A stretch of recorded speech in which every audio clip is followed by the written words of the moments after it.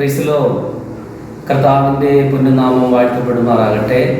കാൽപ്പാടുകൾ എന്ന ഈ പ്രോഗ്രാമിലൂടെ എൻ്റെ അനുഭവസാക്ഷ്യം പറയുവാൻ ദൈവം തന്ന ഈ വിലയേറിയ സമയത്തിന് ദൈവത്തെ നന്ദിയോടെ സ്തുതിക്കുന്നു, സ്തോത്രം ചെയ്യുന്നു.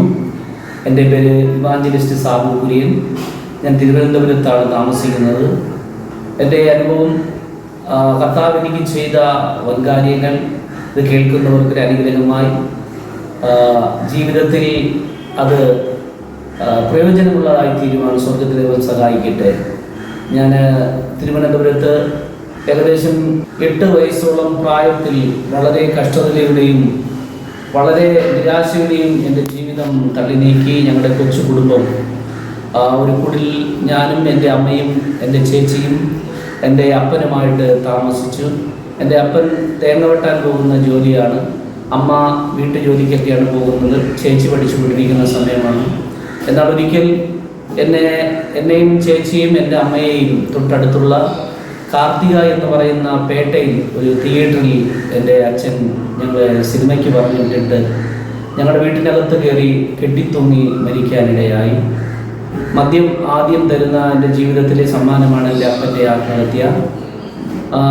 വളരെ കഷ്ടതയിലൂടെ പിന്നെ എൻ്റെ അമ്മ ജീവിച്ചു. വീട്ടു ജോലിക്ക് പോകുമ്പോൾ അവിടെ നിന്ന് കിട്ടുന്ന ആഹാരവും വസ്ത്രവും ഒക്കെ ഞങ്ങളുടെ ജീവിതത്തിൽ അനുഗ്രഹമായി മാറി. ഇടയ്ക്ക് വെച്ച് എൻ്റെ ചേച്ചിയും വിവാഹം കഴിഞ്ഞ് ഭർത്താവിൻ്റെ വീട്ടിലേക്ക് താമസം മാറി. പിന്നെ ഞാനും എൻ്റെ അമ്മയും മാത്രമായി. 6ാം ക്ലാസ്സിൽ പഠിച്ചുകൊണ്ടിരിക്കുമ്പോൾ അപ്പൻ മരിച്ചതോടെ അമ്മയോടുള്ള പേടിയും ഒന്നുമില്ലാതെ വിദ്യാഭ്യാസം 6ാം ക്ലാസ്സിൽ വെച്ച് നിൽക്കുവാനിടയായി. കാരണം സ്കൂളിൽ പോകുന്നതിനേക്കാൾ, അമ്മ പറയുന്ന അനുസരിക്കുന്നതിനേക്കാൾ തൊട്ട് അയൽപക്കത്തുള്ള സഹോദരങ്ങളോടൊപ്പം ചെന്നിരുന്ന് ചീട്ട് കളിക്കുന്നത് കാണുവാൻ, അവർ കൊണ്ടുവയ്ക്കുന്ന മാരകായുധങ്ങളൊക്കെ എടുത്ത് അത് ആസ്വദിക്കുവാൻ കാണുവാനൊക്കെ ഇടയായി. അങ്ങനെ കുറേശ്ശെ എൻ്റെ ജീവിതം അവരോടൊപ്പമായി. അപ്പോൾ അവർക്ക് മനസ്സിലായി, ഒരു കയ്യാളെ പോലെ എന്നെ കൂടെ നിർത്തിയിരുന്ന ഗുണ്ടാ പ്രവർത്തനങ്ങളും മദ്യക്കച്ചവടവും മയക്കുമരുന്ന് കച്ചവടങ്ങളിലൂടെയും എന്നെയും കൂടെ അംഗമായി അവർ കൊണ്ടു നടന്നു. അങ്ങനെ എൻ്റെ ജീവിതം മുന്നോട്ട് പോയിക്കൊണ്ടേയിരുന്നു. എനിക്ക് മോടിയുള്ള വസ്ത്രങ്ങൾ വാങ്ങുവാൻ, അതുപോലെ തന്നെ സിനിമ കാണുവാൻ, മദ്യപിക്കുവാനൊക്കെ പണം ആവശ്യമാണെന്ന് മനസ്സിലായപ്പോൾ ഞാൻ ഇവരോടൊപ്പം കൂടി.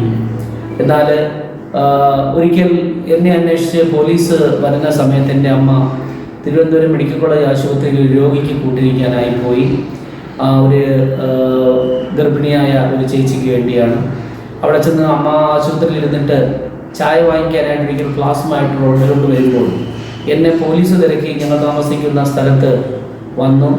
എന്നെ കിട്ടാതെ പോലീസ് വീടിനകമൊക്കെ അരിച്ചു പുറക്കി പാത്രങ്ങളും അവിടെ ഇരുന്ന തട്ടുമുട്ട് സാധനങ്ങളൊക്കെ എടുത്ത് തറയിലിട്ട് നശിപ്പിച്ചിട്ട് പോലീസുകാർ പോയി. എന്നാൽ കുറേ സഹോദരങ്ങൾ അതൊക്കെ കണ്ടുകൊണ്ട് നിന്നു. ആ ദേശത്തെ ആൾക്കാർ, അവരിൽ ഒരാൾ ഓട്ടോ ഓടിച്ച് മെഡിക്കൽ കോളേജ് വഴി പോകുമ്പോൾ എൻ്റെ അമ്മ ചായ വാങ്ങിക്കാനായിട്ട് ഹോസ്പിറ്റലിൻ്റെ നിലയിലോട്ട് വരികയായിരുന്നു. അപ്പോൾ അമ്മയോട് പറഞ്ഞു, ചേച്ചി സാബു കുര്യൻ നിലയ്ക്ക് പോലീസ് വന്നിരുന്നു, എന്തോ വലിയ കേസെന്ന് തോന്നുന്നു എന്നൊക്കെ പറഞ്ഞ് അമ്മയോട് സംസാരിച്ചു. അമ്മ ഇത് കേട്ടിട്ട് ഒന്നും മറുപടി പറയാതെ തിരിച്ച് ആ ഫ്ലാസ്കുമായിട്ട് ഹോസ്പിറ്റലിലേക്ക് നടന്നു. അന്ന് വരെ എൻ്റെ അമ്മ എന്നെക്കുറിച്ച് ഓർത്ത് വളരെ സങ്കടവും നിരാശയും എൻ്റെ അമ്മയ്ക്ക് ഉണ്ടായിരുന്നു. ഇതുകൂടെ കേട്ടപ്പോൾ എൻ്റെ അമ്മ ആകെ തകർന്നു പോയി. എന്നാൽ ഇത് കേട്ട് ഹോസ്പിറ്റലിലേക്ക് തിരിഞ്ഞ് നടക്കുമ്പോൾ പെട്ടെന്ന് നെഞ്ചുവേദന വന്നു. എൻ്റെ അമ്മ ആ മെഡിക്കൽ കോളേജ് ആശുപത്രിയുടെ നടയിൽ മുഖമിടിച്ച് ആ റോഡിൽ കമർന്ന് വീഴുന്നു. എൻ്റെ അമ്മയും ഈ ലോകത്തു നിന്ന് മാറ്റപ്പെട്ടു. എന്നാൽ എൻ്റെ അപ്പൻ നഷ്ടപ്പെട്ടത്, എൻ്റെ അമ്മ നഷ്ടപ്പെട്ടത്, എൻ്റെ സഹോദരി ഇല്ലാതിട്ട് എനിക്കതൊരു വിഷമമായി തോന്നിയില്ല.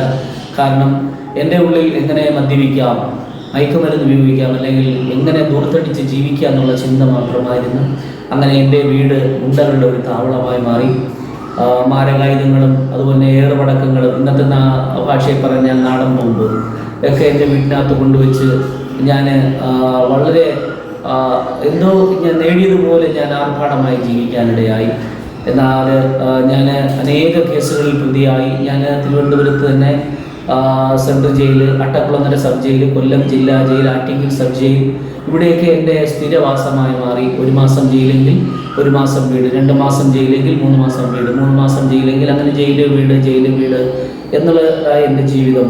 അങ്ങനെ ഒരിക്കൽ എന്നെ സെൻട്രൽ ജയിലിൽ ഞാൻ കിടക്കുന്ന സമയത്ത് എൻ്റെ വയസ്സ് വളരെ കുറവായിരുന്നു. അവിടെ സൂപ്രണ്ടൊക്കെ പറയുന്നത് കേൾക്കാനിടയായി. സെൻട്രൽ ജയിലിനകത്ത് കിടക്കുന്ന ഏറ്റവും പ്രായം കുറഞ്ഞ ഒരു വ്യക്തിയാണ് ഞാൻ. അങ്ങനെ അന്ന് ഡാഡ നിയമം എന്ന് പറയും, ഗുണ്ട ആക്ട്, ഇന്നത്തെ ഗുണ്ട ആക്ട്, അന്ന് ഡാഡ നിയമം എന്ന് പറയും. ആ ഡാഡ നിയമ സമയത്ത് എനിക്ക് വളരെ പ്രായം കുറവായിരുന്നു. അന്ന് ഞാൻ ആ സെൻട്രൽ ജയിലിൽ കിടക്കാനിടയായി. അതിനുശേഷം ജീവിതം ഇങ്ങനെ വീണ്ടും ജയിലിലെ ജീവിതം ഒന്നിങ്ങനെ തള്ളി നീക്കി. എന്നെ പറഞ്ഞു തരാനോ ഒന്ന് പഠിപ്പിക്കാനോ എനിക്ക് വേണ്ടി നന്മ ചെയ്യാനോ ആരുമില്ലായിരുന്നു. എന്നാൽ വീണ്ടും അങ്ങനെ ജീവിതം തള്ളി നീക്കുമ്പോൾ എൻ്റെ കേസുകളൊക്കെ വാറണ്ടായി. ഒരിക്കൽ ഞാൻ തിരുവനന്തപുരത്ത് തന്നെ മെഡിക്കൽ കോളേജ് പോലീസ് സ്റ്റേഷനിൽ അറസ്റ്റ് ചെയ്യാനിടയായി. അന്ന് ഏകദേശം 9ഓളം കേസുകൾ എൻ്റെ പേരിൽ വാറണ്ട് ഉണ്ടായിരുന്നു. ഞാൻ ആ കേസുകളൊക്കെ ഇങ്ങനെ പ്രൊട്ടക്ഷൻ വാറണ്ടൊക്കെ എഴുതി വന്ന് എന്നെ നേരെ സബ് ജയിലിലേക്ക് കൊണ്ടുപോയി റിമാൻഡ് ചെയ്തു. സബ് ജയിലിൽ 10 കേസിൽ കൂടുതലൊക്കെ ഉണ്ടെങ്കിൽ പിന്നെ കിടക്കത്തില്ല, അവിടെ നിന്ന് നേരെ സെൻട്രൽ ജയിലിലേക്ക് കൊണ്ടുപോയി. സെൻട്രൽ ജയിലിൽ നിന്നപ്പോഴും പ്രൊട്ടക്ഷൻ വാറണ്ടുകൾ എഴുതി വരാൻ തുടങ്ങി. അങ്ങനെ വാറണ്ടുകൾ എഴുതി വന്ന് ഏകദേശം 21ഓളം കേസുകൾ വഴിയായി ഞാൻ സെൻട്രൽ ജയിലിൽ അകപ്പെടുമ്പോൾ എൻ്റെ ജീവിതത്തിൽ അന്നുവരെ എൻ്റെ കൂടെ ഉണ്ടായിരുന്ന എൻ്റെ കൂട്ടുകാർ, എനിക്ക് വേണ്ടി പ്രവർത്തിച്ച രാഷ്ട്രീയക്കാർ എല്ലാവരും എന്നെ കൈവിട്ടു. ഞാൻ ഒറ്റപ്പെട്ടൊരവസ്ഥയിൽ സെൻട്രൽ ജയിലിനകത്ത് കിടക്കുന്ന സമയത്ത് ഏകദേശം 3.5 വർഷം കിടന്നു. വളരെ നരകയാതന അനുഭവിച്ചു. കാരണം ഞാൻ നരകയാതന എന്ന് പറയാൻ കാരണം, പണ്ടൊക്കെ ജയിലിൽ കിടക്കുമ്പോൾ എനിക്ക് ഏറ്റവും ഇഷ്ടം ജയിലായിരുന്നു. കാരണം നല്ല ഫുഡ്, നല്ല കൂട്ടുകാർ, പുതിയ പുതിയ കൊട്ടേഷനൊക്കെ പ്ലാൻ ചെയ്യാനുള്ള ഒരു ഇടമായിട്ടാണ് ഞാൻ ജയിലിനെ കണ്ടിട്ടുള്ളത്. എന്നാൽ ഞാൻ ഇങ്ങനെ സെൻട്രൽ ജയിലിൽ കിടക്കുമ്പോൾ എൻ്റെ ജീവിതത്തിൽ ഒരിക്കലും ഇല്ലാത്ത ഒരു സങ്കടത്തിൻ്റെ അവസ്ഥ, വിഷമത്തിൻ്റെ അവസ്ഥ എന്നെ പിടികൂടാനിടയായി. കാരണം എൻ്റെ കർത്താവ് എന്നെ കണ്ടു തുടങ്ങിയിരുന്നു. സ്തോത്രം.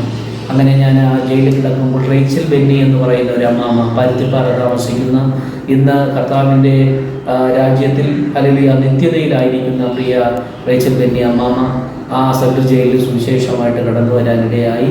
ആ അമ്മാമ എന്നോട് സുവിശേഷം പറഞ്ഞൊരു ബൈബിൾ തന്നു. 150-150ഓളം പേരിരുന്ന സമയത്ത് എന്നെ മാത്രം അടുത്ത് വിളിച്ചിട്ട് എന്നോട് ദൂത് പറഞ്ഞു, മോൻ 1 വർഷത്തിനകത്ത് ഇവിടെ നിന്ന് റിലീസാവും, നീ കർത്താവിൻ്റെ വേല ചെയ്യുമെന്ന് പറഞ്ഞു. ഞാനെന്നാൽ അതൊന്നും മനസ്സിൽ ഉൾക്കൊള്ളാതെ അമ്മാമ തന്ന ബൈബിളും വാങ്ങി നേരെ സെല്ലിലേക്ക് പോയി. പലരും എൻ്റെ കൂട്ടുകാർ തന്നെ എന്നെ പരിഹസിക്കാനിടയായി. ആ അമ്മാമ ദൂത് പറഞ്ഞിരിക്കുകയാണ്, 1 വർഷത്തിനകത്ത് സാബ് പുറത്തു പോകുമെന്ന് പറഞ്ഞു. എന്നാലും ഞാനത് ഏറ്റെടുത്തു. ഞാൻ ആദ്യമായിട്ട് എൻ്റെ കണ്ണുനീര് നിലത്ത് വീഴാനിടയായി. ഞാൻ ആ ബൈബിൾ തുറന്ന് വചനം വായിക്കാനിടയായി. ആ ബൈബിൾ തുറന്ന് വചനങ്ങൾ വായിക്കുമ്പോൾ അതിലെ വചനങ്ങൾ എനിക്ക് വളരെ സന്തോഷം തരുന്ന, യേശു നിന്നെ സ്നേഹിക്കുന്നു, യേശു നിനക്ക് വേണ്ടി മരിച്ചു, യേശു കർത്താവ് വീണ്ടും രാജാവായി വരും, യേശു കർത്താവ് നിന്നെയും തൻ്റെ ഹല്ലേലൂയ മാറോട് ചേർത്തണയ്ക്കും. ഈ വാക്കുകൾ എന്നെ വളരെ ആശ്വാസം തന്നു. അങ്ങനെ ഞാൻ യേശു കർത്താവിനെ സെൻട്രൽ ജയിലിൻ്റെ 7ാം കെട്ടിൽ 13ാമത്തെ സെല്ലിൽ വെച്ച് കർത്താവിനെ സ്വന്തം രക്ഷാവായി സ്വീകരിക്കാനിടെ ആരും കാണാതെ രാത്രി ഗ്രാമങ്ങളിൽ ഞാൻ മുട്ടുമേലിരുന്ന് യേശുവിനോട് പ്രാർത്ഥിക്കും, കർത്താവെ, ഒന്നുകിൽ ഞാൻ ഈ ജയിലിൽ കിടന്ന് മരിക്കണം, ഇല്ലെങ്കിൽ ഇവിടുന്ന് പുറത്തു പോകുമ്പോൾ ഞാൻ ഒരു നല്ല മനുഷ്യനായി പോകണം. എനിക്കിനി മദ്യം വേണ്ട, മയക്കുമരുന്ന് വേണ്ട, എനിക്കിനി ഒരു കൂട്ടുകെട്ടും വേണ്ട, ഗുണ്ടായുസം വേണ്ട. എന്നെ കർത്താവ് എനിക്കൊരു ജീവിതം തരണമെന്ന് ഞാൻ കർത്താവിനോട് പ്രാർത്ഥിക്കാനിടയായി. അങ്ങനെ യേശു കർത്താവിനോട് ഞാൻ പ്രാർത്ഥിച്ചു. പിന്നെ കർത്താവ് വൻകാര്യങ്ങൾ എനിക്ക് വേണ്ടി ചെയ്യാനിടയായി. അതിനുശേഷം പിന്നെ കേസുകൾ വേഗം വിളിക്കാനിടയായി. First second additional CGM, fast track, പിന്നെ സെക്കൻഡ്, അതുപോലെ തന്നെ തേർഡ്. ഈ കോടതിയിലൊക്കെ എന്നെ കേസുകൾ വേഗം വിളിച്ച് എൻ്റെ കേസുകളെല്ലാം വെറുതെ വിട്ടുകൊണ്ടേയിരുന്നു. അത്ഭുതമെന്ന് പറയട്ടെ, 1 വർഷം കഴിയുന്നതിന് മുമ്പേ എൻ്റെ 21ഓളം കേസുകൾ വെറുതെ വിട്ടുകൊണ്ട് ഞാൻ സെൻട്രൽ ജയിലിൽ നിന്ന് പുറത്തു വരാനിടയായി. എനിക്കതിനു വേണ്ടി ഒരുപാട് പോലീസ് ഉദ്യോഗസ്ഥർ എന്നെ സഹായിച്ചു. ഒരുപാട് നല്ല കാര്യങ്ങൾ എനിക്ക് വേണ്ടി പറഞ്ഞു തന്നു.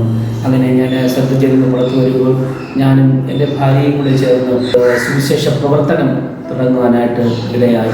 അങ്ങനെ ഞങ്ങൾ സുവിശേഷ പ്രവർത്തനങ്ങളിലൂടെ ഞാൻ അത് എങ്ങനെ കർത്താവെ എന്നെ അറിയിച്ച സുവിശേഷം, കർത്താവ് എനിക്ക് തന്ന വിടുതൽ ഞാൻ എങ്ങനെ അനേകരോട് പറയുമെന്നുള്ള ആ ഒരു വാഞ്ച യേശുവിനോട് പറഞ്ഞപ്പോൾ കർത്താവ് എനിക്കൊരു ബുദ്ധി ഉപയോഗിച്ചു. അങ്ങനെ ഞാൻ അപ്പച്ചന്മാരൊക്കെ തരുന്ന ട്രാക്റ്റുകൾ, പഴയ ലഘുലേഖകൾ, ബൈബിൾ ഇതൊക്കെ വായിച്ച് എന്ന് കിട്ടുന്ന വചനങ്ങൾ കോർത്തിണക്കി 2 ട്രാക്റ്റ് എഴുതാനിടയായി. ഒന്ന് ജീവൻ നൽകിയവനും അതിൻ്റെ ഉടയവനും, ഒന്ന് നീ തകർന്നവനാണ് മകനെ എന്ന് പറയുന്ന 2 ട്രാക്റ്റ് എഴുതി അനേകർക്ക് കൊടുക്കുവാൻ, അനേകർ സ്വർഗത്തിൽ ദൈവത്തിൽ നേടുവാൻ സ്വർഗത്തിൽ ദൈവം സഹായിച്ചു. അങ്ങനെ അനേക സ്ഥലങ്ങളിൽ വൃദ്ധസദനങ്ങളിൽ, അതേപോലെ തന്നെ അനാഥാലയങ്ങളിലൊക്കെ ഭക്ഷണം കൊടുക്കുവാൻ, വസ്ത്രങ്ങളെ കൊണ്ട് കൊടുക്കാൻ സ്വർഗം സഹായിച്ചു. പരസ്യങ്ങൾ ചെയ്യാനിടയായി. ഒരിക്കലും ഞാൻ ഇങ്ങനെ RCC എന്ന് പറയുന്ന medical college hospital, RCC regional cancer സെൻ്ററിൻ്റെ നടയിൽ നിന്ന് ട്രാക്ട് കൊടുത്തുകൊണ്ടിരിക്കുമ്പോൾ ഒരു സഹോദരൻ റോഡിൽ നിന്ന് എച്ചിൽ വാരി കഴിക്കുന്നത് കാണാനിടയായി. അന്നു മുതൽ ജീവിതത്തിൽ കർത്താവ് എനിക്ക് തന്ന ആ സൗഭാഗ്യം, കർത്താവ് എനിക്ക് തന്ന ആരോഗ്യം, കർത്താവ് ഇതുപോലെ എത്രയോ പേര് ഒരു നേരത്തെ ആഹാരത്തിന് വേണ്ടി ബുദ്ധിമുട്ടുന്നതെന്ന് തന്നെ എനിക്ക് മനസ്സിലായപ്പോൾ ഞാൻ കർത്താവിനോട് പറഞ്ഞു, യേശുവ 2 പേർക്ക് ആഹാരം കൊടുക്കാൻ എന്നെ സഹായിക്കണമെന്ന് പറഞ്ഞുകൊണ്ട് ഞാൻ കർത്താവിനോട് പ്രാർത്ഥിച്ചുകൊണ്ട് 2 പേർക്ക് ആഹാരം കൊടുക്കാൻ ഇടയായി. അങ്ങനെ എന്നും 2, 3, 4 പേർക്കുള്ള ആഹാരം ഞാൻ പൊതിഞ്ഞു കൊണ്ടുവന്ന് കൊടുത്തു. അങ്ങനെ കർത്താവ് അത് 25 പേർക്കാക്കി, പിന്നെ 50 പേർക്ക് കൊടുക്കാനാക്കി, പിന്നെ 100 പേർക്ക് കൊടുക്കാനായി. ഇന്ന് ഏകദേശം 250ഓളം പേർക്ക് തിങ്കൾ, ബുധൻ, ശനി ദിവസങ്ങൾ ആഴ്ചയിൽ 3 ദിവസം RCC ഭക്ഷണം കൊടുക്കുവാൻ സ്വർഗത്തെയും സഹായിച്ചുകൊണ്ടേയിരിക്കുന്നു. Praise the lord, hallelujah. ഇന്ന് അനേക സ്റ്റേജുകളിൽ കർത്താവിൻ്റെ സാക്ഷ്യവുമായി കടന്നു പോവുക സ്വർഗത്തെയും സഹായിച്ചുകൊണ്ടിരിക്കുന്നു. എന്നെ കേൾക്കുന്ന പ്രിയ ദൈവമിത്രങ്ങളെ, പ്രിയ സഹോദരങ്ങളെ, കാൽപ്പാടുകൾ എന്ന ഈ യൂട്യൂബ് ചാനലിലൂടെ നിങ്ങൾ എൻ്റെ ഈ സാക്ഷ്യം ശ്രദ്ധിക്കുന്നുവെങ്കിൽ നിങ്ങളൊന്ന് മനസ്സിലാക്കണം. നമ്മളെത്ര പാവപ്പെട്ടവരായിരുന്നാലും, നമ്മളെത്ര തള്ളിക്കളയപ്പെട്ടവരായിരുന്നാലും, നമുക്ക് ആരുമില്ലെങ്കിലും, നമുക്ക് ഒരു സാമ്പത്തിക സോഴ്സും ഇല്ലെങ്കിലും, നിന്റെ ഹൃദയം തുറന്ന് ഉള്ളതിൽ നിന്ന് നീ കർത്താവിനെ കൊടുക്കാനിടയായ നിന്നെ മാനിക്കുന്ന ദൈവം സ്വർഗത്തിലുണ്ട്. ഹല്ലേലൂയ. അത് എൻ്റെ അനുഭവമാണ്. ഹല്ലേലൂയ, സ്തോത്രം. 6ാം ക്ലാസ് വരെ ഞാൻ പഠിച്ചിട്ടുള്ളൂ എന്ന് പറഞ്ഞു. 6ാം ക്ലാസ് വെച്ച് എനിക്ക് എല്ലാവരും നഷ്ടമായി. എൻ്റെ വിദ്യാഭ്യാസം പോയി, എൻ്റെ കൂട്ടുകാരുടെ എൻ്റെ എല്ലാം നഷ്ടമായി. എന്നാൽ എൻ്റെ കഴിഞ്ഞ വർഷം 2022 ഞാൻ SSLC പരീക്ഷ എഴുതി നല്ല മാർക്കോടുകൂടി ജയിക്കുവാൻ സ്വർഗത്തിൽ ദൈവം സഹായിച്ചു. കാരണം കർത്താവിൻ്റെ ആഗ്രഹങ്ങൾ കർത്താവിനോട് ഞാൻ പറഞ്ഞപ്പോൾ കർത്താവ് സാധിച്ചു തന്നു. ഹല്ലേലൂയ. കർത്താവിൻ്റെ വചനത്തിൽ ഇങ്ങനെ പറയുന്നു, നീ അല്പത്തിൽ വിശ്വസ്തനായാൽ നിന്നെ അധികത്തിന് വിചാരകനാകും. Praise the lord. അങ്ങനെയെങ്കിൽ ഹല്ലേലൂയ, എൻ്റെ ജീവിതത്തിൽ കർത്താവ് എനിക്ക് വേണ്ടി ചെയ്ത നന്മകളെ, ഹല്ലേലൂയ, നിങ്ങളുടെ ജീവിതത്തിൽ അനുഗ്രഹമാകട്ടെ. ഞങ്ങളുടെയൊക്കെ ഹല്ലേലൂയ, നമ്മുടെ പ്രശ്നങ്ങൾ എത്ര വലുതാണെങ്കിലും അവിടേക്ക് നമ്മെ കരകയറ്റുന്ന, നമ്മെ സ്നേഹിക്കുന്ന, നമ്മെ വിടുവിക്കുന്ന ഒരു ദൈവം സ്വർഗത്തിലുണ്ട്. ആ സ്വർഗത്തിലെ ദൈവത്തിന് കഴിയാത്ത യാതൊരു കാര്യവുമില്ല പ്രിയരേ. ഹല്ലേലൂയ. മണ്ണിൽ മറഞ്ഞാലും തീയിൽ ദഹിച്ചാലും നിന്നുടെ ജീവൻ പറന്നു പോകും. മണ്ണിൽ മറഞ്ഞാലും തീയിൽ ദഹിച്ചാലും നിന്നുടെ ജീവൻ പറന്നു പോകും. നന്മയോ തിന്മയോ ചെയ്തവരായാലും ന്യായവിധിക്കാൻ നിരന്നു നിൽക്കും. നന്മയോ തിന്മയോ ചെയ്തവരായാലും ന്യായവിധിക്കാൻ നിരന്നു നിൽക്കും. ഇന്നും ഞാൻ നാളെ നീ. സ്വർഗ്ഗത്തിലെ ദൈവം എല്ലാവരെയും അനുഗ്രഹിക്കട്ടെ. ഇനിയുള്ള നാളുകളിൽ കർത്താവിൻ്റെ വരവനായി നമുക്ക് കാതുകൊടുക്കാം. കർത്താവിൻ്റെ വരവ് ഏറ്റവും ആസന്നമായിരിക്കുന്നു പ്രിയരെ. നിങ്ങളും അതിലെ കർത്താവിൻ്റെ വരവിലെടുക്കപ്പെടുവാൻ ആ നിത്യതയിലെ അവകാശികളായി തീരുവാൻ സ്വർഗ്ഗത്തിൽ ദൈവം നിങ്ങളെല്ലാവരെയും അനുഗ്രഹിക്കട്ടെ എന്ന് പറഞ്ഞുകൊണ്ട് എൻ്റെ സാക്ഷ്യത്തിൽ ഞാൻ നിർമ്മിക്കുകയാണ്. എനിക്ക് ഹല്ലേലൂയ വേണ്ടി നിങ്ങളെല്ലാവരും എൻ്റെ കുടുംബത്തിന് വേണ്ടി പ്രാർത്ഥിക്കണമെന്ന് പറഞ്ഞുകൊണ്ട് ദൈവസന്നിധിയിൽ താണ്ടിരിക്കുന്നു. ദൈവം തന്നെ അനുഗ്രഹിക്കുമാറാകട്ടെ.